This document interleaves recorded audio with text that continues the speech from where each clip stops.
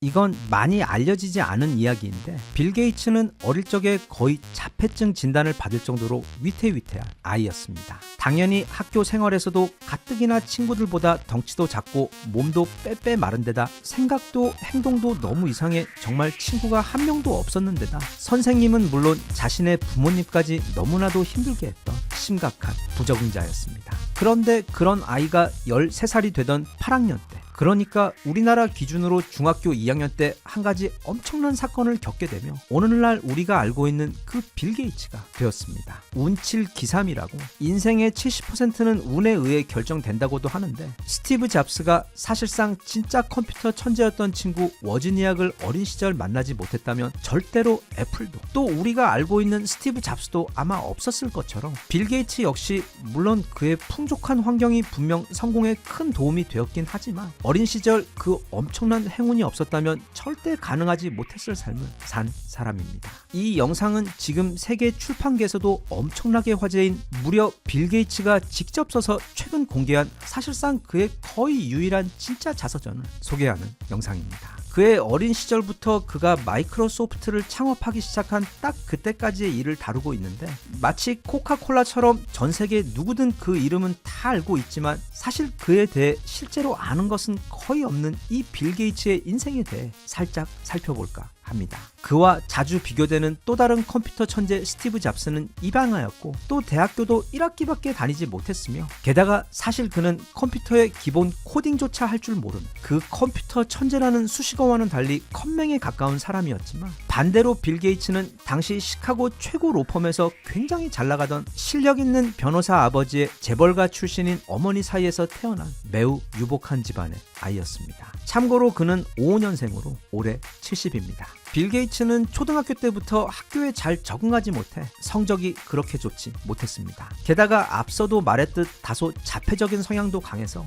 무언가에 한번 집착하면 부모님과 말도 안 하고 하루 종일 자기 방에 틀어박혀 있는 등 쉽지 않은 아이였고 당연히 학교에서도 따돌림과 놀림감 심지어 괴롭힘의 대상이 되기도 딱 좋았었는데 하지만 아버지가 또 굉장한 변호사이시다 보니 다행히 그런 문제는 없이 그냥 친구가 한 명도 없는 정도의 학창시절을 보내고 있었습니다. 그러다가 그는 12살이 되자 레이크 사이드 스쿨이라는 시애틀의 명문 사립학교에 입학을 하게 됩니다. 입학 당시 그가 가장 먼저 집착했던 부분은 이 학교 근처에는 호수가 없는데도 왜 학교 이름에 어째서 레이크라는 단어가 들어갔느냐는 점이었습니다. 네, 그는 없는 문제도 찾아서 자신과 주변을 괴롭히는 그런 아이였습니다. 레이크 사이드는 거의 대학교 수준의 환경을 갖춘 정말로 좋은 학교였는데 그곳 아이들 또한 대부분 부모님이 이름만 대면 알 수 있는 유명한 사업가, 정치인 또는 방송인 등 아무튼 대단히 좋은 학교였습니다. 하지만 이곳에서도 어린 빌 게이츠의 생활은 초등학교 때와 똑같았는데 즉 친구도 없었고 또 수학 외에는 다른 과목에서 성적이 형편없었으며 선생님이나 친구들 심지어 부모님과도 항상 앞서 보았던 왜 레이크 사이드 주변에는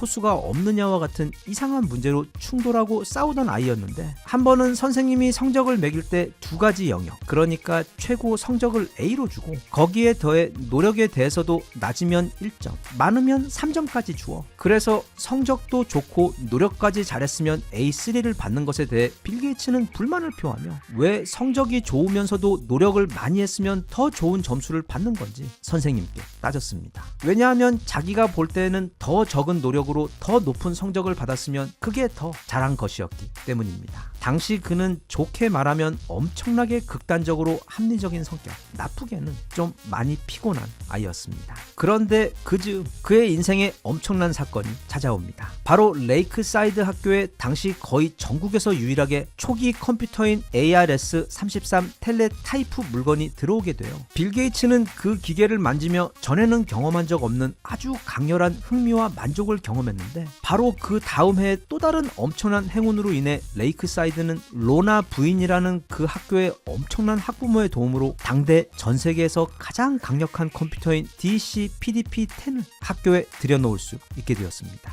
너무 비싸 웬만한 기업들도 갖지 못한 그 컴퓨터가 이 레이크사이드 학교에 들어오게 된 것입니다.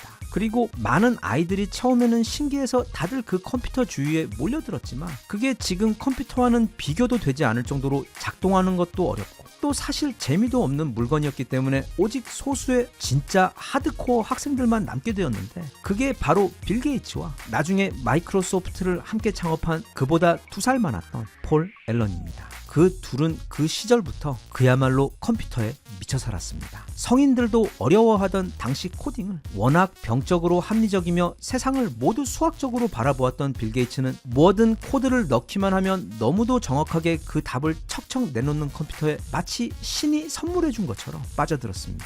이렇게 컴퓨터라는, 말하자면 자신의 인생을 걸어도 될 만큼 아무리 해도 지겹지 않고 하면 할수록 도전하고 배울 게 넘치는 데다 자신이 그것에 엄청난 재능까지 있는 것을 알게 된 인생 취미를 찾게 된 빌 게이츠는 어릴 때부터 이어져온 문제야, 부적응자의 삶에서 갑자기 엄청난 자신감을 발견하게 되고, 그래서 이즈음 선생님의 제안으로 수학 경시 대회에도 나가게 되는데, 여기서 또 쟁쟁한 선배들까지 모두 다 제치고 거의 우승까지 해버리며, 즉 지금까지는 학교와 사회의 아웃사이더로 힘들게 살아오다 갑자기 초인싸가 되어 인생의 급격한 전환점을 맞게 됩니다. 그리고 이후 빌 게이츠와 폴 앨런은 컴퓨터 실력이 너무도 빨리 또 너무도 대단하게 발전을 해버려서 학년이 올라갈수록 그냥 자기들끼리 컴퓨터를 가지고 노는 게 아니라 밖에 있는 회사들을 위해 프로그램들을 만들어주는 일까지 하고, 또 당시 이름만 대면 알 수 있는 대단한 컴퓨터 회사의 비공식 테스트 직원으로도 활동하면서, 즉 대학교를 가기도 전에 그 레이크사이드 학교를 다니는 동안에만 사실상 전 세계에서 손에 꼽을 만한 컴퓨터, 더 정확히는 소프트웨어 천재로 성장하게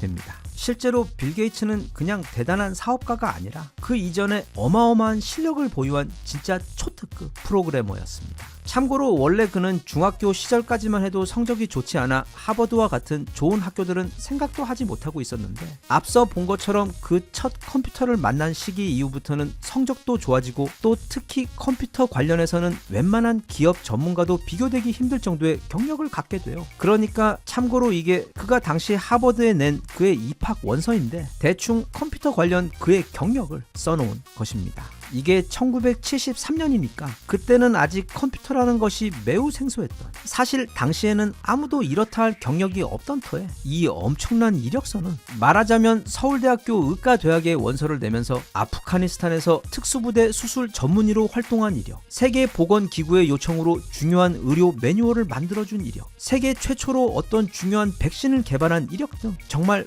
말도 안 되는 판타지 같은 내용으로 가득 차 있는 게 바로 빌 게이츠의 하버드 원서 이력서이자 또 실제로 당시 빌 게이츠의 실력이었습니다. 그리고 아주 당연히 그는 하버드에 합격합니다. 그리고 하버드에 입학하자마자 당시 전 세계 최고 소프트웨어 회사였던 허니웰이라는 회사의 인턴으로 들어가 커다란 회사에서 이 소프트웨어 개발이 어떻게 이루어지는지를 직접 경험하고는 그의 여름 자신만의 소프트웨어 회사를 설립하는 것을 꿈꾸게 됩니다. 여기서도 그의 매우 전략적인 부분이 돋보이는데, 첫째, 이 당시 지금 인텔의 창업자인 고든 무어는 앞으로 반도체 칩에 집적되는 트랜지스터의 수가 약 1년에서 2년마다 2배씩 증가할 것이라고 발표했습니다. 지금은 그게 18개월마다 2배씩 증가로 증명이 된 부분인데, 그래서 빌 게이츠가 생각하기를 만약 그렇다면 곧 컴퓨터의 성능이 기하급수적으로 높아지게 되고 또 저렴해지게 되어 가정마다 컴퓨터를 갖게 되는 일명 PC의 시대가 곧 올 것으로 판단하고, 그래서 만약 지금 컴퓨터 회사를 차리면 곧 엄청난 돈을 벌 수 있게 될 것이라는 사실을 깨닫게 됩니다. 이 부분에 있어서는 동업자 폴 앨런도 생각이 같았었는데, 대신 그는 하드웨어까지 함께 만드는 종합적인 컴퓨터 회사, 다시 말하면 당시 스티브 잡스가 애플을 만들며 시도했던 바로 그 전략을 주장합니다. 그리고 그 둘은 이 문제로 상당히 오랜 기간을 대립하게 됩니다. 하지만 여기서 빌 게이츠가 설득하기를 하드웨어는 물리적인 것을 다루어야 하기 때문에 커다란 건물과 또 수많은 자재와 많은 인력을 필요로 하고, 생산성과 효율성 면에서도 어려운 점이 너무 많은 반면 소프트웨어는 아무런 형체도 무게도 없는 것이며 사실 소수의 사람들만 있으면 만들 수 있는 것에다 하드웨어처럼 공장이나 창고 자리도 많이 필요가 없고, 또 다른 회사에서 매년 새로운 컴퓨터가 나올 때마다 그 소프트웨어만 업그레이드해서 끼워 팔 수 있기 때문에 이게 전략적으로 훨씬 더 우월한 사업이라고 설득하는데 이 논리에 폴 앨런도 곧 완전히 설득이 되어버려 그들은 결국 빌 게이츠가 하버드에 입학한 지 불과 2년도 되지 않은 시점에 학교를 자퇴하고 나와 1975년 오늘날 우리가 아는 그 마이크로소프트를 창업하게 됩니다. 그리고 그 창업 직후 당시 세계 최대 컴퓨터 기업인 IBM에서 최초로 PC를 출시하는데 마이크로소프트가 거기에 소프트웨어를 제공하기로 계약하면서 그들은 이미 이때부터 그야말로 천문학적인 돈을 벌게 됩니다. 그리고 그 이후의 스토리는 우리 모두가 잘 알고 있듯 오늘날 컴퓨터 산업의 살아있는 역사이자 전설이 됩니다. 빌 게이츠가 직접 쓴 이 자서전에는 스티브 잡스와의 숨겨진 이야기들도 곳곳에 꽤 많이 등장하고 또 스티브 잡스처럼 자신도 학창시절 LSD를 흡입하고 그때 기분이 어땠는지에 대한 이야기들, 그리고 처음 큰 돈을 벌게 된 이후 구입한 그의 첫 포르쉐 1971년형 911 자동차에 얽힌 이야기 등 아주 흥미롭고 재밌는 이야기들이 많지만 시간 관계상 그 모든 이야기를 더 전하지 못내 아쉽습니다. 빌 게이츠는 분명 대단한 부모님과 유복한 가정에서 좋은 교육까지 받은 행운아가 맞습니다. 하지만 당시 레이크사이드를 다녔던 학생 중에는 그보다 더 대단한 배경을 가진 학생들이 굉장히 많았습니다. 그럼에도 그들 가운데 빌 게이츠만큼 또는 그와 비슷하게 성공하고 멋진 삶을 산 사례는 찾아보기 힘듭니다. 유복하고 풍족한 환경 그리고 좋은 학교를 다녔다는 점은 분명 상당한 어드밴테이지긴 하지만 절대로 어떤 한 인간의 성공이나 인생의 행복을 보장해주지는 못합니다. 대신 그의 자서전을 읽으면 읽을수록 알 수 있게 되는 점이 빌 게이츠에게 그 레이크사이드 8학년 때 처음 만난 그 고성능 컴퓨터와의 만남이 인생의 엄청난 전환점이 되어주는 결정적인 사건이자 행운이 되어 그 이후 그의 인생의 코스를 사실상 결정지어준 운명적 사건이었다는 점, 그런 엄청난 행운과는 별개로 어린 시절부터 심지어 학교 성적도 형편없고 또 주변 사람들과의 관계도 순탄치 못했던 그런 상황에서도 자서전 곳곳에서 계속해서 등장하는 그의 한 가지 습관, 그리고 본인 역시 어릴 적 그 컴퓨터와의 만남과 더불어 자신의 성공의 가장 큰 핵심 바탕이었다고 인정한 부분, 즉 언제나 손에서 책을 놓지 않고 있었다는 것이 어쩌면 그의 성공에 있어 사람들 사이에서 크게 간과된 중요한 그 성공의 비결이 아닐까 싶으며, 나아가 그 부분은 우리들도 빌 게이츠와 같은 큰 행운의 도움 없이도 스스로 자신의 행운과 성공의 기회를 만들어내기 위해 나를 위해 언제라도 시작할 수 있는 일이 아닌가 싶습니다.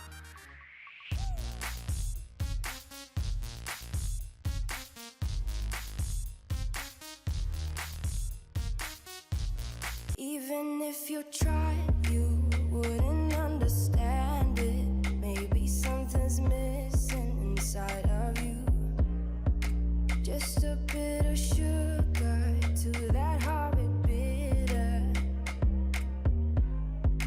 Maybe you taste different. 중국이 바로 얼마 전 딥시기를 출시하며 미국에게 엄청난 비곁을 선물하더니 그 사이 또 다른 엄청난 것을 준비하고 있었습니다. 바로 지구 최후의 전쟁을 위한 전 세계 최대인 미국 국방부 펜타곤보다도 무려 10배나 큰 초대형 군사 복합 기지를 지금 건설 중인 것으로 알려져 지금부터 2027년 사이, 그러니까 빠르면 바로 올해 또는 내년에도 어느 날 새벽 급작스럽게 대만을 침공하거나 또는 그보다 훨씬 더 충격적인 군사 작전을 지금 준비하고 있는 것으로 보여 미국 파이낸셜 타임즈와 뉴스위크 외 여러 매체에서 분석한 지금 그 중국 상황에 대한 이야기 같이 한번 살펴보겠습니다.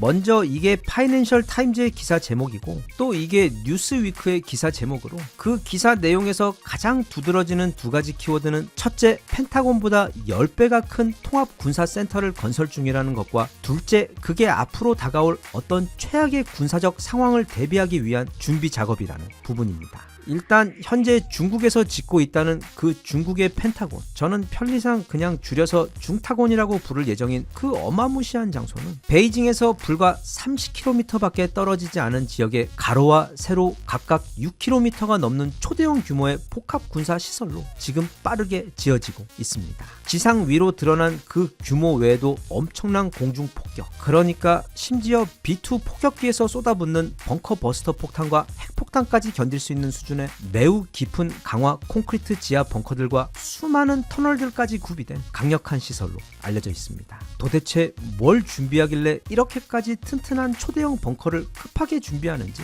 이에 대해 미국에서는 중국이 조만간 미국과의 어떤 커다란 갈등이나 심지어 핵전쟁까지 시사되는 대규모 군사적 충돌을 준비하고 있는 것으로 분석하고 있습니다. 게다가 중국은 이런 우려에 확신을 주기라도 하듯 최근 기존 500기였던 핵무기를 현재 600기까지 늘린 것으로 확인되고 있어 이제는 과연 그와 같은 우려가 맞는 것인지가 아닌 그게 언제가 될 것인지에 대해 관심이 쏠리고 있습니다. 제가 군사나 해외 정세 전문가는 전혀 아니지만 그 시점은 무조건 2027년 전, 그리고 이 중타곤이 완성되어 운영되는 이후 딱 그 사이가 될 것 같습니다. 먼저 어째서 그게 2027년 이전인지 알아보겠습니다. 그건 시진핑이 그렇게 할 거라고 이미 말했기 때문입니다. 과거 시진핑이 중국 인민들을 향해 한 약속을 보면, 첫째, 지난 2021년 제14차 5개년 계획이라는 이름의 선언에서 그는 2025년까지 중국의 제조업의 첨단화, 그리고 인공지능과 양자 컴퓨팅 분야에서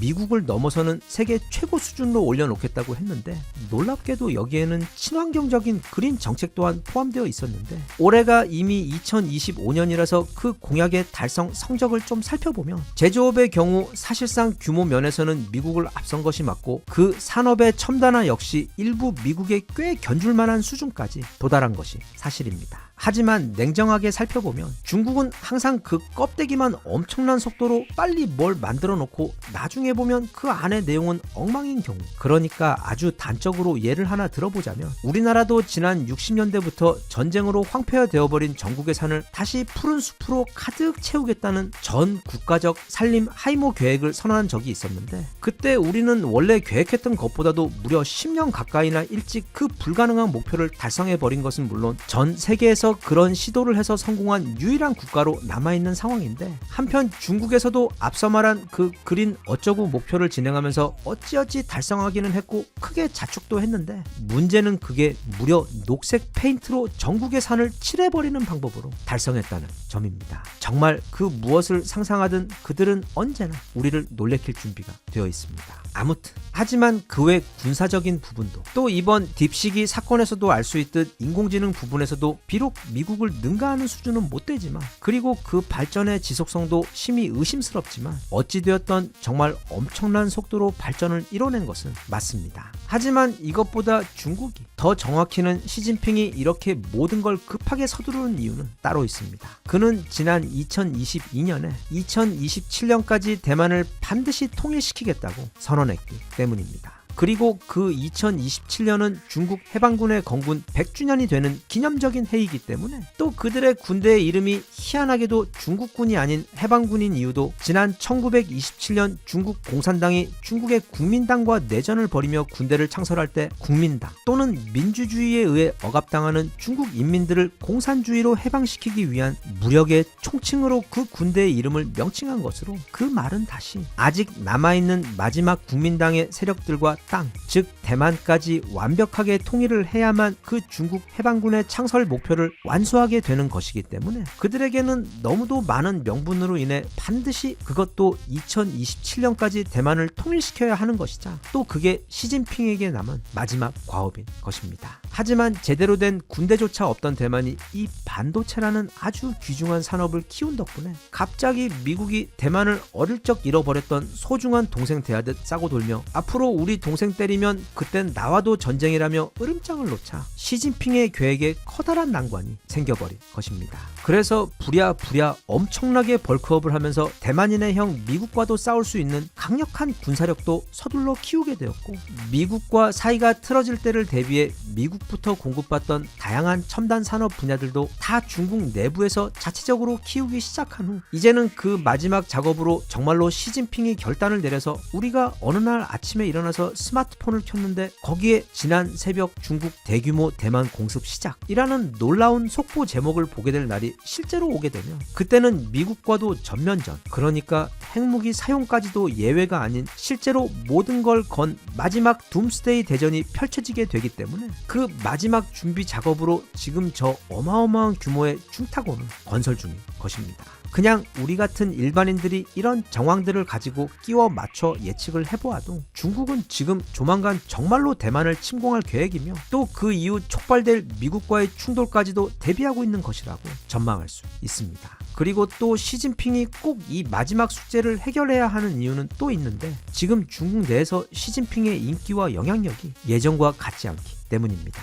네, 군사력 발전이고 인공지능이고 녹색 페인트고 다 좋지만 이 세상에서 가장 무서운 것이 바로 배고픈 백성이라고. 한 나라의 지도자는 자신이 그 자리에 서 있는 이유, 그러니까 국민들이 그를 지도자로 만들어준 이유는 무엇보다 국민의 안전과 행복을 지켜내는 책임, 더 구체적으로는 그들의 일상이 배고프거나 부족하지 않게 나라의 경제가 원활히 잘 돌아가도록 운영하는 책임이 가장 중요한 지상과제인 것입니다. 그게 그의 존재의 유일한 이유입니다. 중국인들도 자기들 배가 고프고 일자리가 없어지면 그게 공산주의든 아니면 대만 통일이든 간에 그런 추상적인 이데올로기보다는 당장의 생활이라는 훨씬 더 무섭고 실질적인 문제에 대한 답을 그 지도자에게 요구할 수밖에 없습니다. 그런데 지금 중국의 경제가 엉망입니다. 지금 중국은 과거에 10%를 널뛰기 하듯 넘나들며 날아다니던 GDP 성장률이 4%대로 급격하게 추락해버린 상황이며 부동산 시장 역시 얼마 전까지 여러 뉴스에서 다루었듯 말하자면 그 버블이 아주 제대로 터져버려 단지 집값이 폭락한 것이 아닌 한 도시 전체가 유령 도시가 되어버릴 정도로 지난 2008년 서브프라임 사태 당시 미국이 겪었던 그 손실을 아주 가볍게 넘어설 정도의 피해가 현재 진행 중인데다가 그럼 그들이 항상 그렇게 말하듯 우리는 나라가 거대하기 때문에 내수 시장만으로도 아무 문제없이 굴러간다고 자신했던 것과는 달리 지난 2년 이상 생산자 물가는 26개월 넘게 하락 중으로 이건 심각한 디플레이션,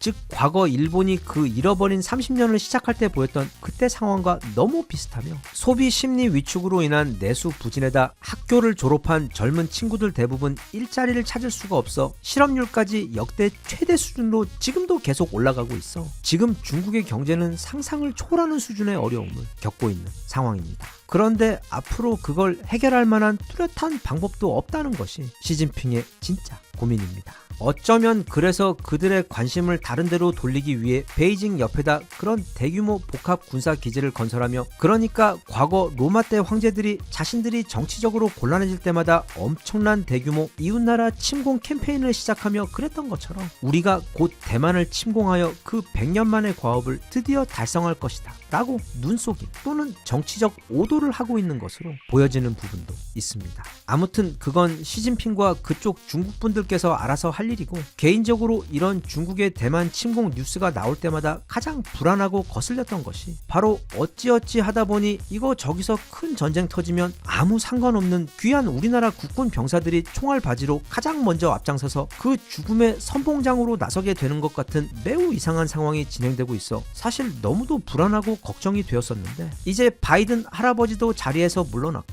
또 무엇보다 실제로 시진핑이 대만을 침공한다고 해도 계산 빠른 트럼프가 과연 그걸 워싱턴의 안전까지 걸어가며 무조건 미국의 전쟁으로 만들겠다고 나서지는 않을 것 같기 때문에 최소한 여기 동아시아에서 시작되어 부지불식간에 전 세계가 갑자기 휘말려 들어가는 세계 3차 대전은 아마도 일어나지 않을 것 같아 다행이라고 생각됩니다. 그게 중국 대만이든 아니면 중국과 미국의 충돌이든 이제 우크라이나도 그렇고 또 이스라엘도 그런 것처럼 지금 전 세계인들은 이 전쟁이라는 것에 이미 너무도 지쳤고 코로나에 이어 갑자기 시작된 두 개의 전쟁 때문에 전 세계 경제 또한 지금 너무도 힘든 상태라 또 다른 전쟁은 어쩌면 이제 세계 경제가 추가로 감당할 수 없는 너무도 큰 부담이 될 것이기 때문에 물론 쉽지 않겠지만 대화로 그리고 무력이 아닌 평화적이고 합리적인 방법으로 서로 잘 해결했으면 좋겠습니다.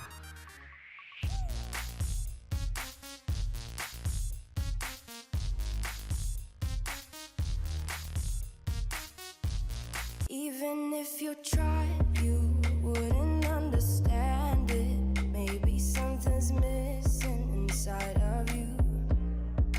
Just a bit of sugar to that heart bitter. Maybe you taste different. 한국은 예로부터 호랑이의 나라였습니다. 무리지어 덩치로 싸우는 게 아니라 홀로 일당백으로 주변 강국들과 싸워 이기는 사람들의 강한 기질도 그렇고, 또 무엇보다 우리 한반도가 생긴 모양 역시 영락없는 호랑이라 활이 한국을 대표하는 무기인 것처럼 호랑이는 언제나 우리 민족을 상징하는 동물이었습니다. 그런데 최근 해외에서 한 장의 아주 멋진 사진 때문에 난리가 났습니다. 바로 이 사진. 이건 신봉사가 봐도 그냥 영락없는 한반도 지도처럼 보이는 호랑이의 모습인데 무려 디스커버리 공식 채널에 올라온 사진입니다. 솔직히 이 사진은 좀 너무 심할 정도로 우리 한반도처럼 보이는데, 그래서 한번 저 사진을 좀 찬찬히 훑어보면 그 허리 부분을 따라 백두대간 태백산맥이 보이는 것 같기도 하고, 위쪽으로도 개마고원까지 보이는 것 같기도 하며, 또 호랑이의 왼쪽, 그러니까 한반도의 서해안 쪽에는 그 하얀 거품들이 수많은 섬들처럼 보일 정도로 정말 너무도 완벽한 우리 한반도의 모습입니다. 이 멋진 호랑이 한반도 사진은 디스커버리 채널에 올라온 그 수많은 사진들 가운데서도 좋아요가 무려 93,000개나 달린 초인기 포스팅입니다.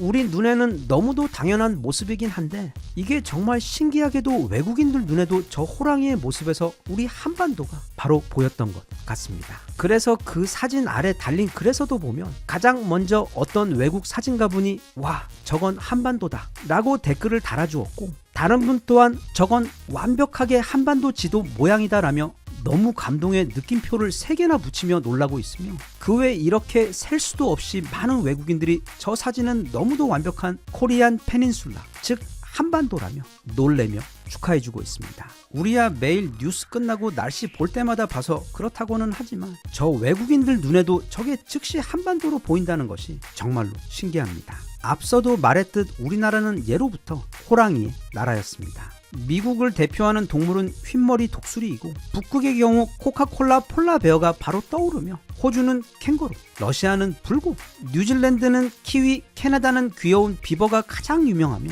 또 인도는 코끼리로 대표되고 있듯이 우리 한국은 예로부터 호랑이의 땅이었습니다. 개인적으로 우리나라 민화 가운데 가장 좋아하는 그림 중 하나가 바로 이 그림입니다. 이게 정확히 언제 어느 작가에 의해 그려진 것인지는 모르겠는데, 어릴 적부터 가끔씩 이 그림을 마주할 때면 저 위쪽 넓은 대륙을 향해 앞발을 들고 웅크리고 있는 저 호랑이의 형상이 너무도 멋있었습니다. 물론 이 한반도 호랑이는 식욕도 엄청 왕성해서 뒤쪽으로 자기 몸보다 더 큰 똥도 길게 싸놓은 것이 이 그림에는 없지만 구도가 아주 절묘하다고 생각했습니다. 실제로 우리나라에는 과거 호랑이가 정말로 많았습니다. 당군 할아버지께서 기획 부동산에 당하시면서 거의 다 무슨 산밖에 없는 곳에다가 나라를 세우시는 바람에 정말 나라에 산이 엄청나게 많은 데다 또 그 산 전체에 호랑이가 가득했을 정도로 정말 많았습니다. 참고로 이게 지난 100년간 전 세계 호랑이의 분포도인데, 저 빨간색으로 보이는 곳이 100년 전까지 호랑이가 살았던 곳이고, 저 녹색 부분이 지금 남아있는 호랑이들이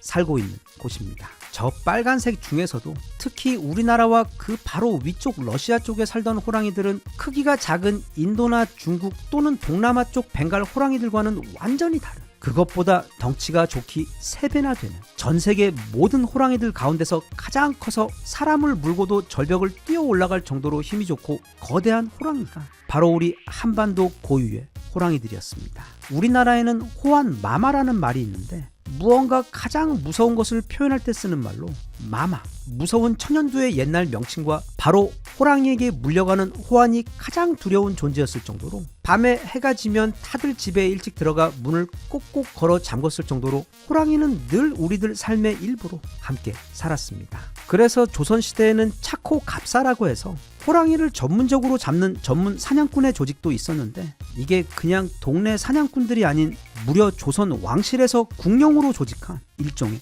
특수부대였습니다. 그러니까 호랑이 잡는 특수부대. 이 차코 갑사는 기존의 병사들 가운데서 가장 실력이 뛰어나고 용맹한 자들을 엄격하게 선별해서 그 소수의 인원을 아주 긴 특수 훈련을 거쳐 길러낸, 말하자면 요즘 UDT 같은 진짜 대단한 특수부대원들이었습니다. 이들 차코 갑사들은 우선적으로 궁궐 주변에 일부가 항시 배치되어 궁 주변에서 호환이 벌어지는 것을 막았으며, 그리고 나머지는 전국 어딘가에서 호환이 벌어지고 있다는 신고가 올라오면 있으면 직접 찾아가서 산속에서 호랑이와 싸우며 그곳 주민들의 생명과 재산을 지키는 그런 역할을 했습니다. 그런데 이 차코 갑사들이 진짜 대단한 점이 그 무지막지한 한국 호랑이들과 상대하며 오직 창과 활 그리고 그물만을 사용해 싸웠다는 점입니다. 그래서 싸우다가 죽기도 정말 많이 죽었고 그 대신 이 차코 갑사들은 일반 병사들의 대략 20배가 넘는 봉급을 받고 나라에서 엄청나게 극진하게 대접을 받던 어쩌면 조선시대 최고의 정예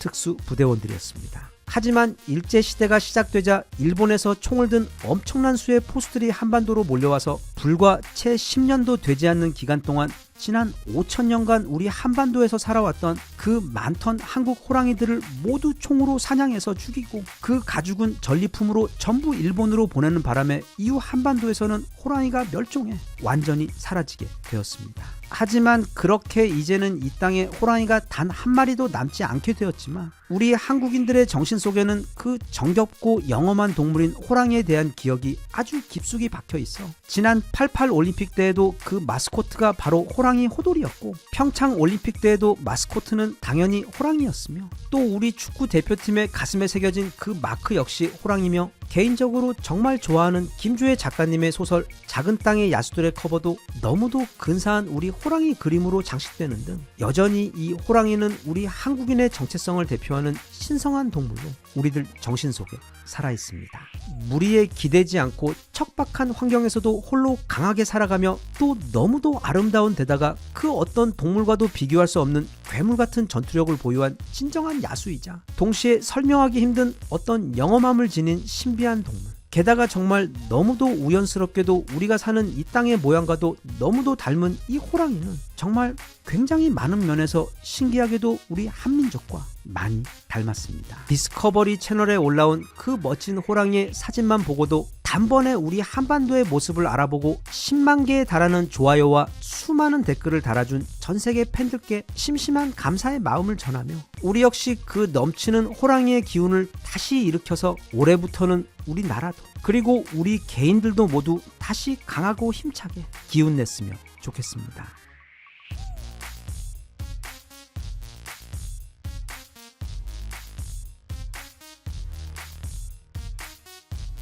Even if you tried, you wouldn't understand it. Maybe something's missing inside of you. Just a bit of sugar to that horrid bitter. Maybe you taste different. 지난 1월 20일 트럼프의 두 번째 임기가 시작된 이후 전 세계 모두가 그의 입만 바라보고 있으며 또 예상을 한치도 빗나가지 않는 파격적인 행보와 폭탄 선언들로 인해 이 지구는 단 하루도 편안한 날이 없이 잠시 잊고 있던 그 익숙한 트럼프의 맛을 다시 느끼고 있습니다. 그런데 이런 혼란스러운 상황에서 최근 일본과 한국의 희비가 완전히 엇갈려버린 분야가 한 곳 있습니다. 바로 자동차부터 건설 그리고 사실상 현대 사회 모든 부분에서 가장 중요한 분야인 철강입니다. 먼저 일본의 경우 최근 일본은 원래 자기들이 가장 잘하는 것, 즉 미국 입맛에 맞게 엄청난 선물 보따리를 가지고 가 환심을 사는 것을 트럼프에게 하고 있는데 가장 대표적인 게 최근에 있었던 트럼프와 이시바 시게루 일본 총리의 만남입니다. 이 회담에서 일본 이시바 총리는 혹시 트럼프께서 말하는데 입 아프실까봐 따로 요청할 필요도 없이 기존 주일 미군의 방위비 부담을 무려 2배나 올리겠다고 방위비를 셀프 업그레이드하며 트럼프를 기쁘게 해주었고 이어서 안 그래도 너무 많아 고민인 미국산 LNG 액화 천연가스도 이전보다 더 많이 수입하기로 약속했으며 무엇보다 미국의 대표 철강 기업인 US 스틸에 엄청난 액수의 투자를 하겠다고 약속해 트럼프의 얼굴에 행복한 아빠 미소가 번지도록 해주었습니다. 이게 이렇게 말하니까 어느 정도 선물 보따리인지 감이 잘 오지 않는데 금액으로 따져보면 우리 돈 약 1460조 원으로 실로 무지막지한 액수입니다. 일본은 지난 2차 대전 이후로 줄고 특히 1985년 그 유명한 플라자 합의 때부터 더더욱 절대로 미국에게 노라는 말을 해본 적이 없었으며 또 이미 옛날 아베 때부터 매년 꾸준하게 1000조 원 이상을 미국에 투자하고 있다가 재작년에는 그게 1150조 원까지 늘어났는데 이번에는 그것보다 훨씬 더 많이 늘어나 거의 1500조 원에 육박하게 된 것입니다. 뭐 일본은 돈이 많으니까 그렇다고 쳐도 이렇게 하면 트럼프가 마냥 좋아할 것만 철강 같은데 일본이 이번에 이처럼 엄청난 돈을 바치는 이유가 따로 있습니다. 왜냐하면 바로 얼마 전 미국의 심기를 크게 건드린 사건이 있었기 때문입니다. 바로 앞서도 잠깐 언급했던 그 US 스틸 때문인데 미국에게 있어 US 스틸은 미국 산업화의 역사와 뿌리와도 같은, 그래서 미국인들의 자존심과도 같은 기업입니다. 이게 얼마나 대단한 회사냐면 무려 철강왕 앤드류 카네기와 에디슨의 쩐주 JP 모건이 합작해서 1901년 미국에 세운 설립 당시 전 세계 최대의 철강 기업이자 전 세계 역사상 최초로 시가총액이 10억 달러를 넘었던 진정한 괴물 기업입니다. 이 기업은 1901년부터 미국의 산업의 든든한 뒷배가 되어 미국 내 철강 생산량의 무려 80% 가까이를 모두 생산해냈는데, 그냥 그 시절 뉴욕에 지어진 고층 건물들과 또 1차, 2차 세계대전 중 미군이 생산한 전함과 전차 등 무기들의 양을 생각해보면 이게 얼마나 엄청난 규모의 회사였는지 쉽게 가늠이 갑니다. 그런데 이렇게 신성한 기업을 재작년 12월쯤 바이든이 한미일 동맹하며 막 엄청 잘해주고 친하게 대하니까 이 틈을 타 일본의 대표 철강 기업인 일본제철이 갑자기 140억 달러의 이 US 스틸을 인수하려 한다는 소문이 돌자 미국의 많은 노동자들과 운동가들이 즉각 들고 일어서서 반대했고, 또 트럼프와 해리스 등 미국의 주요 정치인들까지 합세하며 절대로 일본이 US 스틸을 인수하도록 내버려 두지 않겠다고 나섰으며, US 스틸 또한 만약 매각이 된다면 공장을 폐쇄하겠다고까지 경고를 하며 결국 지난 1월 3일 바이든은 미국 국가 안보 위협을 이유로 일본의 이 인수 요청을 공식 불허했던, 당시에는 사실 꽤 시끄러웠던 사건이 있었습니다. 그런데 US 스틸을 가질 수 있을 거라며 한껏 들떠 있었던 일본의 경우 이렇게 불허가 나자 갑자기 머리가 어떻게 되었는지 이 불허 결정이 불법하다며 무려 미국 정부를 고소한 것입니다. 일단 이건 미국에게 절대 그냥 넘어갈 수 없는 도전이었습니다. 안 그래도 일본이 한창 잘 나가던 때 뉴욕의 심장과도 같은 그 록펠러 센터도 미쓰비시가 인수를 해버렸고, 또 미국 헐리우드의 자존심이었던 컬럼비아 픽처스 또한 소니에게 인수가 되어버렸으며, 거기에 더해 작년 여름에는 소니는 그나마 미국에게 남은 파라마운트까지 인수를 하려다 브레이크가 걸려버리며 지금 홀딩이 되어 있는 상태인데, 그 외에도 2013년에는 손정희의 소프트뱅크가 미국의 KT와도 같은 스프린트를 인수한 데 더해 레졸루션 라이프 등 수많은 미국의 보험회사들도 상당 부분 일본에게 넘어가 있는 상태이기 때문에, 특히 마가 미국 최우선을 외치며 안 그래도 미국 밖에 있는 것들까지 모조리 다 미국으로 끌어들이려는 트럼프의 입장에서는 용납이 아닌, 이건 절대로 용서가 안 되는 도발이었던 것입니다. 그래서 이번에 트럼프가 덜컥 대통령에 당선이 되어버리자 이제 슬슬 상황 파악이 된 일본은 분명 트럼프가 일본에게 엄청난 보복 정책을 쏟아낼 것을 우려해서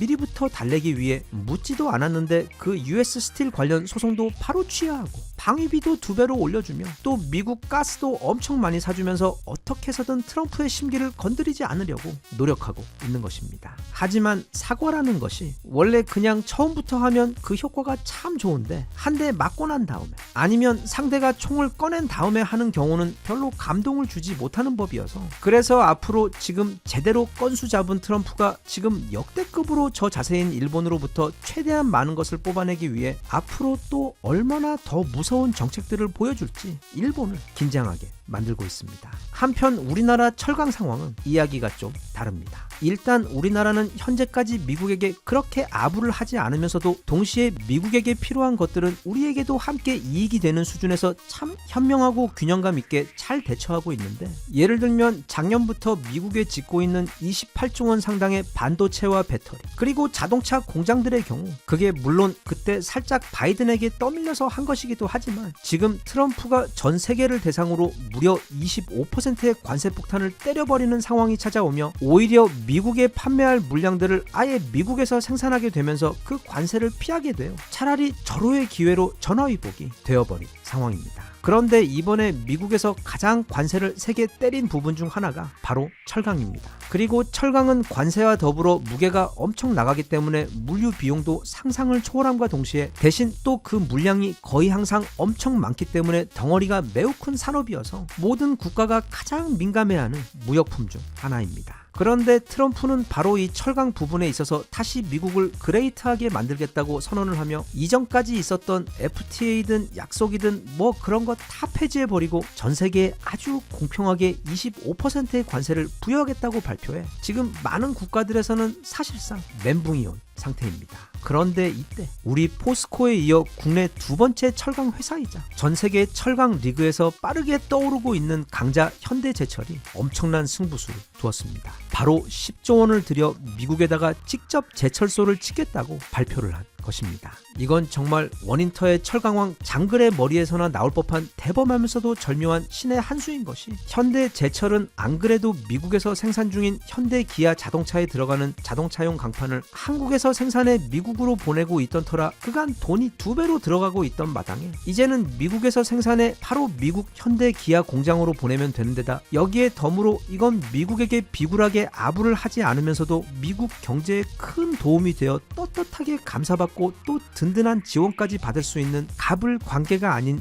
훌륭한 국가 대 국가 파트너 관계로서의 기가 막힌 묘책인데다 더 무서운 것은 현대제철이 이 계획을 발표한 것이 최근 트럼프가 미국으로 들어오는 전 세계 철강 수입품에 대해 심지어 캐나다와 멕시코에서 수입하는 철강에까지 25%의 관세를 매기겠다는 그 폭탄 발표를 하기 직전에 발표한 것이라는 점입니다. 현대제철은 아마도 치킨이 끝내주게 맛있는 그 뉴올린즈 지역에 제철소를 지을 것으로 보이는데 바로 내년 봄부터 착공해 늦어도 2029년부터는 미국 내 제철소를 운영한다는 계획입니다. 끝으로 미국이 이번에 이렇게 철강을 콕 집어서 강력한 관세 폭탄을 발표한 이유는 물론 미국 내 철강 산업을 다시 부흥시키기 위한 목적도 있지만 또 다른 이유는 바로 이 우주에서 가장 약한 금속으로 손꼽히며 손대지 않아도 스스로 구부러지고 금방 녹이 쓴다는 그 유명한 금속 차이니슘, 즉 저가 저질의 중국산 철강 산업을 때리기 위함입니다. 왜냐하면 지금 미국뿐 아니라 전 세계가 중국에서 밀려드는 값싸고 품질이 형편없는 철강 때문에 시장이 크게 망가지고 있는 중이기 때문에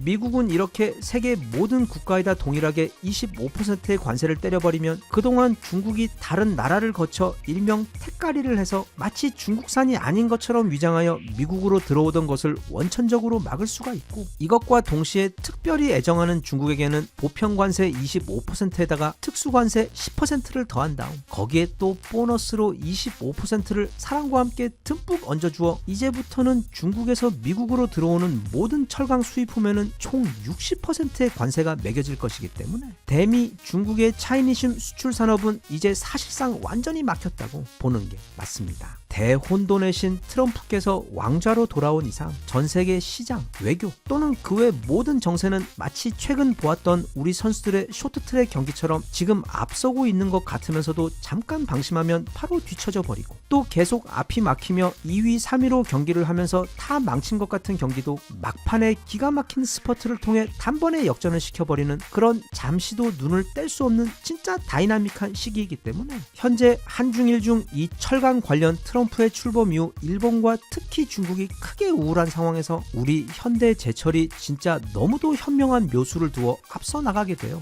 너무 기분이 좋고 앞으로 기대가 됩니다. 끝으로 며칠 전 있었던 그 하얼빈 동계 아시안게임 쇼트트랙에서 새삼 놀라울 것도 없는 엄청난 중국식 텃세와 말도 안 되는 편파 판정에도 불구하고 중국 바로 안방에서 쇼트트랙 최종 성적으로 한국이 금 6개를 따며 금 2개를 딴 중국을 무려 3배 차이로 너무도 가뿐하게 이겨버리며 대승을 거두어서 정말 기쁘고 자랑스럽습니다. 거기다가 심지어 중국이 딴 그 금메달도 우리 한국인이 딴 금메달입니다. 다가오는 한중일 간 철강 그리고 반도체와 첨단 산업 경쟁에서도 이 보기 참 좋은 아름다운 스코어의 모습이 계속해서 이어졌으면 좋겠습니다.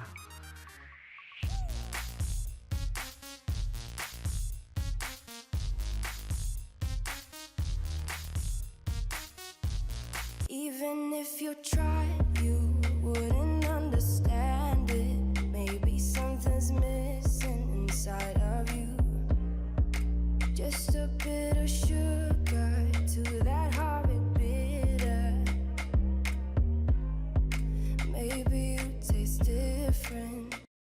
세계 최고의 극작가 중 한 명인 조지 버나드 쇼는 생전 이렇게 말했습니다. 우리는 나이가 늙기 때문에 놀이를 멈추는 것이 아니라 바로 놀이를 멈추기 때문에 늙게 되는 것이다. 요즘 젊은 친구들 아니면 초등학생 아이들이 생각할 때 우리 어른들은 자기들과는 너무도 다른 사람들입니다. 인생에서 재미나 즐거움 같은 것은 모르고 오직 돈, 부동산, 주식 뭐 이런 지루하고 재미없는 것들만 맨날 이야기하고 인생에서 항상 일만 생각하며 사는 것 같이 재미없는 사람들로 보곤 합니다. 그 어린 친구들은 모르는 겁니다. 우리들도 다 자기들 같은 그런 질풍노도의 시절이 있었고 오히려 지금보다 훨씬 더 날것의 그 아날로그 시절을 몸으로 부딪히며 일이나 공부 따위 같은 인생의 재미없는 것들에 대해서는 필사적으로 숨고 피하고 반항하던 그런 레지스탕스 같은 시절이 우리 어른들에게도 똑같이 있었음을 그 아이들은 모르는 겁니다. 지들도 이제 곧 학교 졸업하면 스스로 밥벌이를 해야 하는데 심지어 거기에 책임져야 하는 가족까지 딸리게 되면 그 인생 실전을 아주 조금만 겪게 되면 아마 본인들도 깜짝 놀랄 만큼 어느새 굉장히 지루하고 재미없는 인간이 되어 있을 겁니다.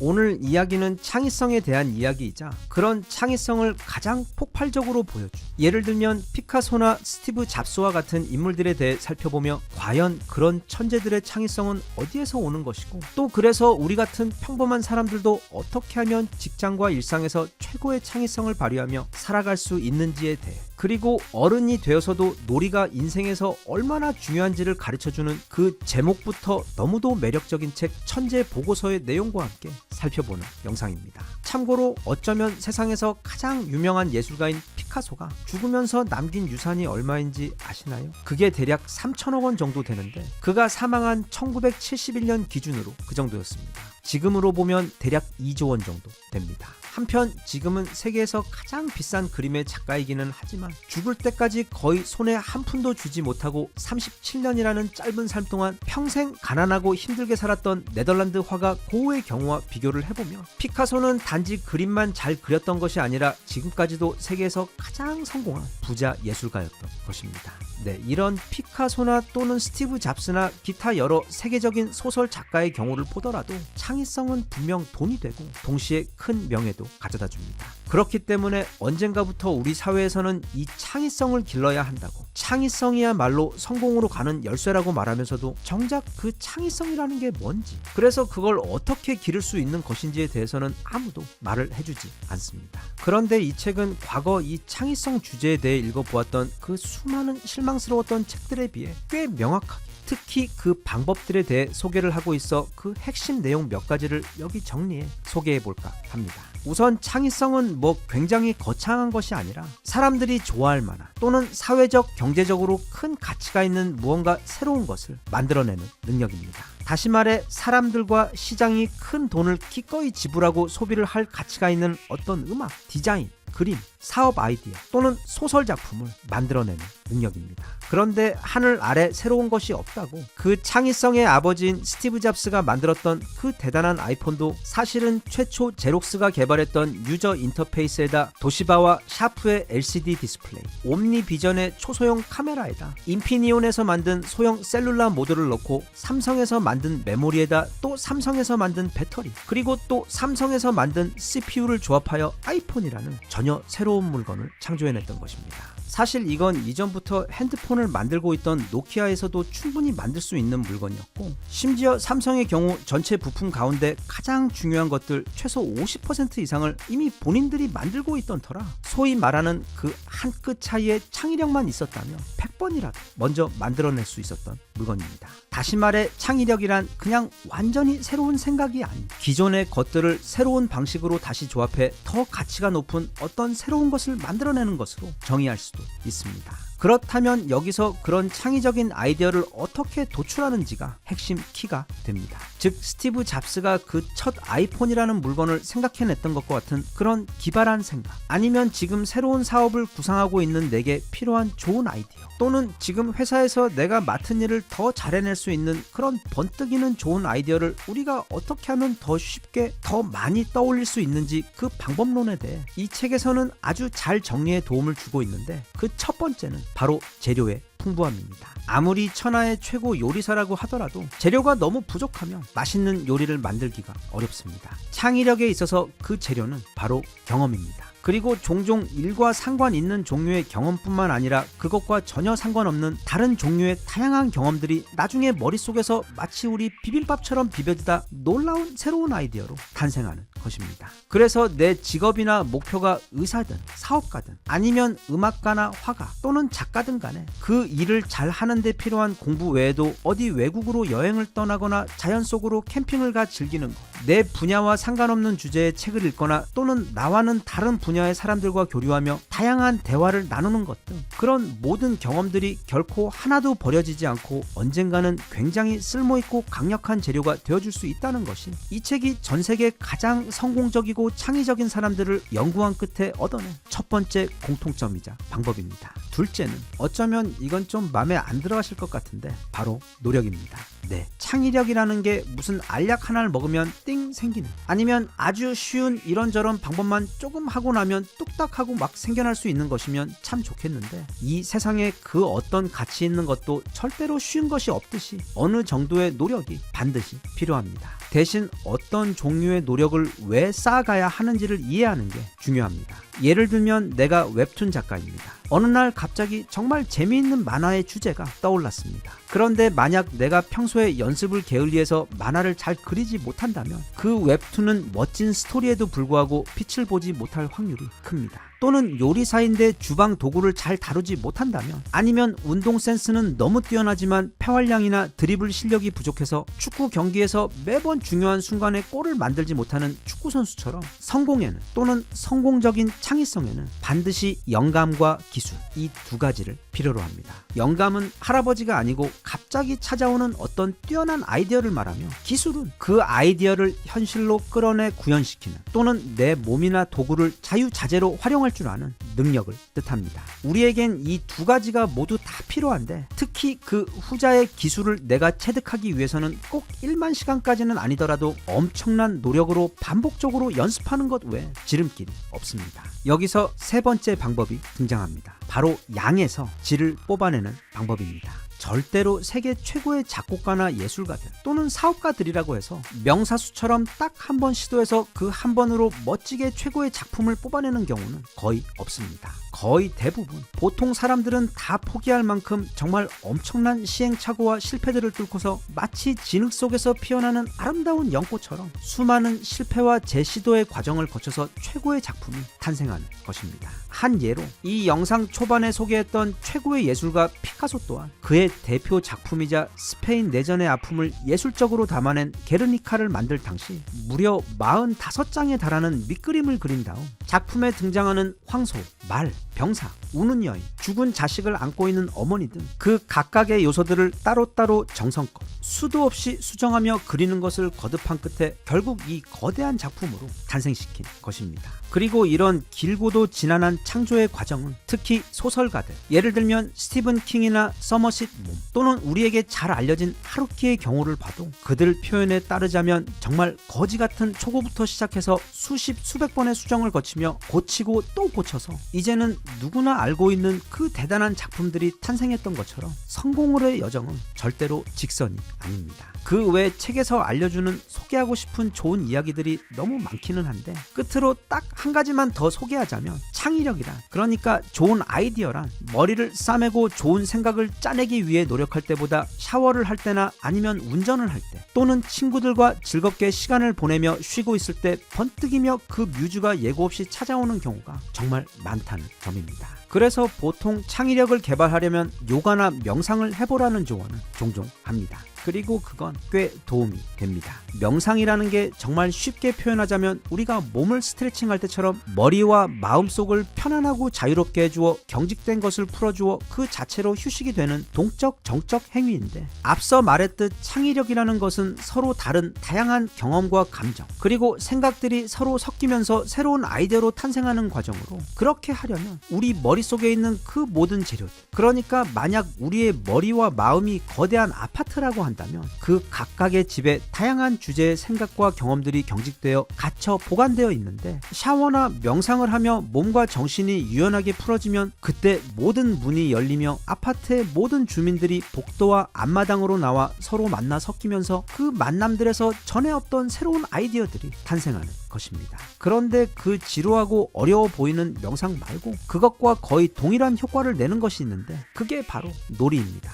내가 가장 좋아하는 무언가를 하며 자아를 까맣게 잊은 채 완전히 몰입되어 순간을 즐기는 바로 그때에도 우리 머릿속에서는 수많은 새로운 만남들이 태어납니다. 반면 마감 시간에 맞춰서 세상을 바꿀 만큼 또는 내 승진에 필요한 만큼 대단한 아이디어를 반드시 생각해내려고 밤새 고민하며 머리를 짜내는 경우에는 오히려 그 아파트의 문들을 더욱더 단단하게 걸어 잠그게 되어 창의성이 잘 발휘되지 않습니다.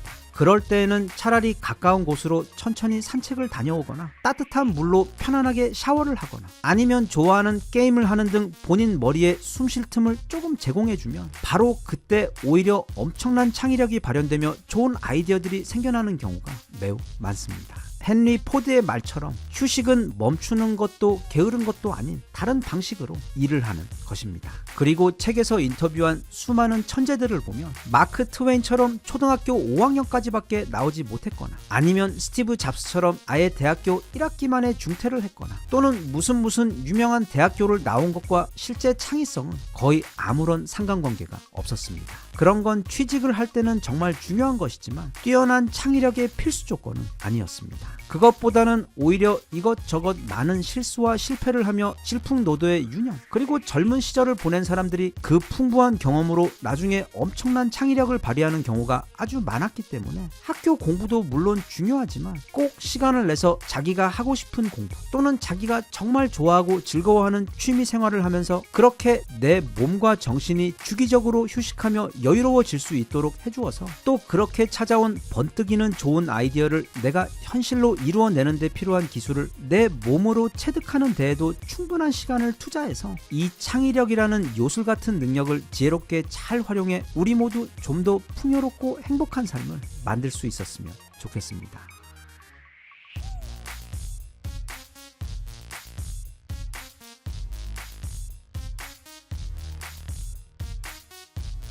Even if you tried, you wouldn't understand it. Maybe something's missing inside of you. Just a bit of sugar to that horrid bitter. Maybe you taste different. 이 헬리콥터라는 무기는 마치 거대한 강철 잠자리처럼 또는 마치 UFO처럼 하늘 위 한 곳에 딱 주차하여 호버링하면서 그 높은 곳에서 아래를 내려다보며 불지옥을 쏟아붓는 그 생긴 것도 또 전투력도 어찌 보면 전장에서 가장 멋있게 생긴 무기이자 특히 지상에 있는 전차나 보병들에게 있어서는 가장 두려운 사신 같은 존재입니다. 긴 활주로도 필요 없이 어디에서든 착륙하고 떠오를 수 있고 또 거의 모든 종류의 다양한 공격 작전 수행은 물론이고 블랙호크 헬기처럼 많은 수의 인원을 지형에 상관없이 신속히 작전에 투입시킬 수 있는 사실상 유일한 형태의 무기이기 때문에 아마 앞으로도 이 헬기는 계속 진화의 진화를 거듭하며 전장의 핵심 무기로 활약을 할 것이 분명합니다. 참고로 제가 정말 좋아하는 영화인 듄에 보면 진짜 멋있는 외계 잠자리처럼 생긴 헬기가 등장하는데 영화 속에서 보여준 그 헬기의 성능과는 별개로 날개를 파르르 떨며 날아다니는 그 헬기의 디자인이 정말로 너무도 멋있었습니다. 그런데 사실 이 지구에도 그것과 견줄 정도로 정말 멋진 헬기가 아주 오래전부터 이미 존재하고 있었습니다. 바로 이 녀석 이야기입니다. 물론 오늘 이야기의 주인공은 곧 블랙호크를 대체하게 될 미 육군의 최신 다목적 공격 헬기인 이 레이더 X 이야기이긴 한데 그 전에 먼저 최신형 페라리를 리어카처럼 또는 람보르기니를 전원일기 경운기처럼 만들어버리는 이 너무도 멋지게 생긴 코만치부터 같이 한번 살펴보겠습니다. 정말 이 사진은 그냥 보고만 있어도 마치 오늘이 내 생일인 것처럼 배가 부르고 행복합니다. 생긴 게 정말 불필요하게 끝내줍니다. B2의 외가 쪽 할아버지인 F117처럼 또는 그 옛날 대단했던 람보르기니의 한정판 모델 레멘톤처럼 사방에 각이 살아있는 너무도 멋진 동체 디자인에다 머리 위에 그 네스프레소 캡슐처럼 생긴 프로펠러 로터 어셈블리 덩어리까지 진짜 이것 타고 금요일 저녁에 강남역 사거리에서 내리면 사람들 다 쳐다보고 하차감 진짜 끝내줄 것처럼 정말 이 사진 한 장만으로도 완전히 반해버릴 정도로 심하게 멋지게 생겼습니다. 이 멋진 헬기의 정식 명칭은 RAH-66 코만치입니다. 록히드 마틴의 자회사이자 세계 최고의 밀리터리 헬기 제조사인 시콜스키에서 만든 스텔스 공격 헬기입니다. 그런데 놀랍게도 이 헬기가 처음 비행한 게 그러니까 이 사진이 촬영된 시점이 무려 30년 전인 1996년입니다. 우리나라에서 그 IMF가 터지기 딱 1년 전이자 한국의 최고 민속놀이인 스타크래프트라는 것이 처음 나와서 그때 매일 PC방에서 정신없이 게임이나 하고 있던 때인데 미국에서는 이런 물건이 하늘을 날아다니고 있었던 것입니다. 이 헬기는 스텔스 기능에다 더해 마치 스포츠 헬기처럼 엄청난 속도까지 낼 수 있었는데 거기다가 또 무려 후진으로 시속 120km의 속도로 날 수 있었고 워낙 동체 밸런스가 좋아 각종 미사일 등 다양한 공격 무기들까지 운용할 수 있어 1996년 이 헬기가 모든 테스트에 성공하자 미 국방부는 엄청 만족하며 이제 이걸 대량 생산해서 미 육군 여기저기에다 엄청나게 보급을 하려고 하던 차 갑자기 사업에 브레이크가 걸려버렸습니다. 당시 주적이었던 러시아가 경제력도 또 군사력도 크게 나빠지며 이제는 더 이상 엄청난 수의 전차를 유럽의 넓은 평원에서 운용할 형편이 되지 못하게 되었는데다 바로 몇 년 전 걸프전에서 너무 많은 돈을 써버려서 대당 1000억에 달하는 이 비싼 헬기를 대량 생산하는 것을 미국 의회에서 지적을 하며 결국 이 멋진 헬기는 딱 2대의 프로토타입만이 생산된 후 여기 보이는 이런 멋진 사진 몇 장과 영상만을 남긴 채 역사 속으로 사라지게 되었고 대신 1975년에 개발되어 미 육군의 주력으로 계속 사용되어 온 그 유명한 아파치가 계속 주전으로 활동하게 되었습니다. 그렇게 생각하니 우리 아파치의 나이가 벌써 50입니다. 물론 그 사이 오스프리 같은 변종 헬기들이 등장했고 그냥 사진으로 봤을 때는 정말 너무도 멋있는 모델이었지만 이게 로터가 돌아가다 자꾸 추락하며 과부제족이라는 별명까지 가지게 되는 등 계속 실패가 이어지다가 드디어 미군의 입맛에 꼭 맞는 차세대 헬기가 등장해 버렸습니다. 그게 바로 오늘 영상의 주인공인 이 모델 시콜스키의 레이더 X 헬기입니다. 하늘 위를 날아다니는 미끈한 초고속 잠수함처럼 생긴 이 헬기는 미 육군의 차세대 공격 정찰 헬기 프로그램에서 도입이 가장 유력시 되고 있는 완벽한 모델로 지금 미군의 블랙 호크가 하고 있는 정찰과 수송 외 아파치가 하고 있는 공격 영역 등을 모두 아우르며 수행하게 될 정말 만능의 차세대 공격 헬기입니다. 그 중에서도 레이더 X의 가장 큰 장점은 바로 엄청난 속도입니다. 터빈 엔진을 2개나 달고 있는 아파치의 경우도 시속 269km가 최대 속도인데 이 레이더 X의 경우 위에 프로펠러가 2개나 있고 또 뒤에도 잠수함처럼 대형 프로펠러가 있어 무려 시속 460km로 날아다닙니다. 날아가는 모습만 보면 그냥 극한으로 진화해버린 옛날 그 에어울프처럼 보이기도 합니다. 아무튼 그리고 무엇보다 이게 대형 헬기임에도 그 디자인과 디테일 모두가 정말 너무 멋있습니다. 자꾸 무기 소개하면서 디자인 이야기해서 미안하긴 한데 개인적으로 세상에서 가장 멋있는 물건들 중 최고의 것들이 대부분은 과거와 현재의 무기들이라고 생각합니다. 과거에는 물론 현재까지도 그 비슷한 것조차 존재하지 않는 유일무이한 괴물 발명품 우리 거북선은 말할 것도 없고 고대 스파르타 전사들의 투구나 방패 또한 그러하며 또 중세 기사들의 갑옷들 역시 말하자면 입 아프고 2차 대전 당시 실제로 지금의 명품 브랜드 보스가 디자인했던 그 묘한 카키 컬러의 독일군 군복이나 또는 그들의 다양한 전차들 그리고 이후 한참 나중에 등장한 초강력 파리잡기 탱크 게파드도 너무 멋있고 아니면 소련의 그 정말 무지막지한 대가리를 가진 그리고 알자지라 방송국처럼 주변에 사람 많을 때에는 그 이름을 무척 조심히 발음해야 하는 TOS-1 브랄티노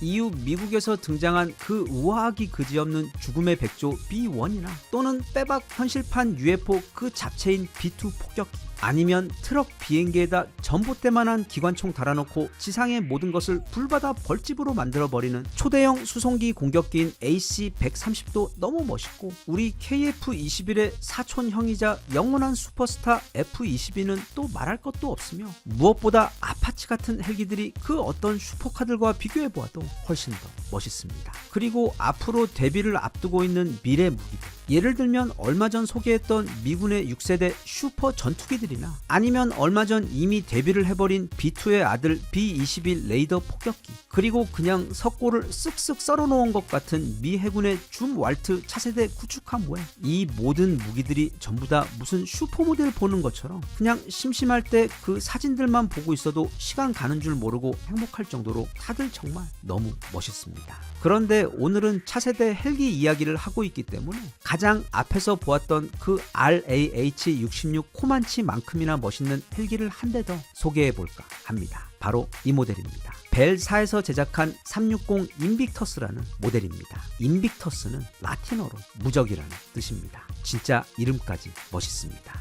미 육군 차세대 헬기 사업에서 앞서 본 레이더 X와 경쟁하던 모델인데 덩치가 콤팩트해서 수송보다는 지금의 아파치의 돌격 역할을 대신할 용도로 개발된 모델입니다. 그런데 성능이야 뭐 최신형이니까 당연히 엄청 빠르고 또 무장도 많으며 방호력도 정말 대단하겠지만 이 인빅터스 또한 무엇보다 너무 멋있게 생겼습니다. 전쟁에서 적들이 이거 날라오는 거 발견하면 핸드폰으로 사진 찍다 도망도 못 가고 다 죽을 정도로 너무도 멋있게 생겼는데 정말 안타깝게도 이 인빅터스가 대량 생산되어 또는 실전에 투입되어 날아다니는 모습은 볼 일이 없을 것 같습니다. 왜냐하면 영상 처음부터 말하면 너무 실망할까봐 이야기를 안 했는데 앞서 본 레이더 X도 그리고 그 강력한 경쟁자였던 이 인빅터스도 그 도입 사업이었던 미 육군 차세대 헬기 사업 FARA가 작년 여름 정말 갑자기 취소가 되어버리면서 둘 다 사업이 폐기되어 버렸습니다.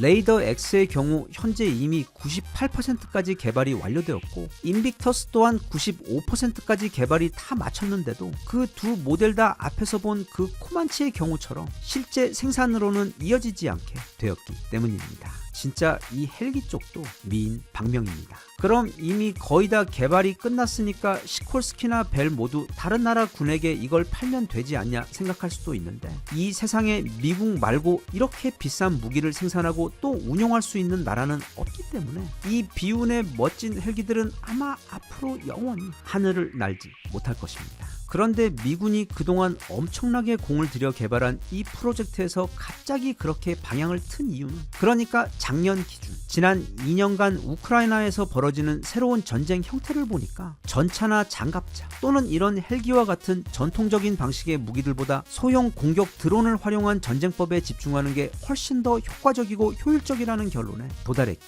때문입니다.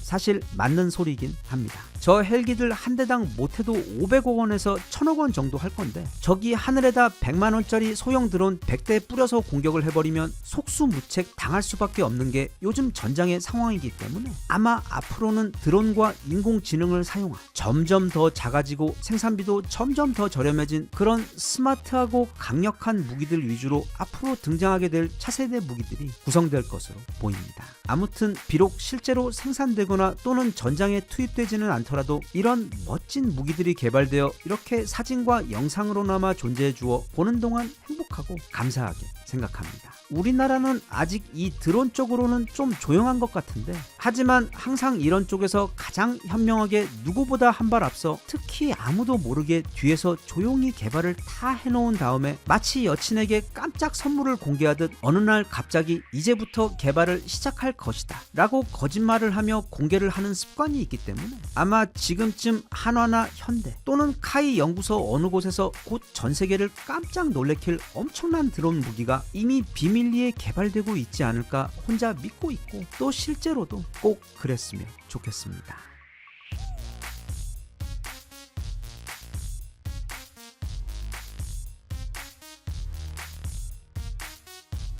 Even if you tried, you wouldn't understand it. Maybe something's missing inside of you. Just a bit of sugar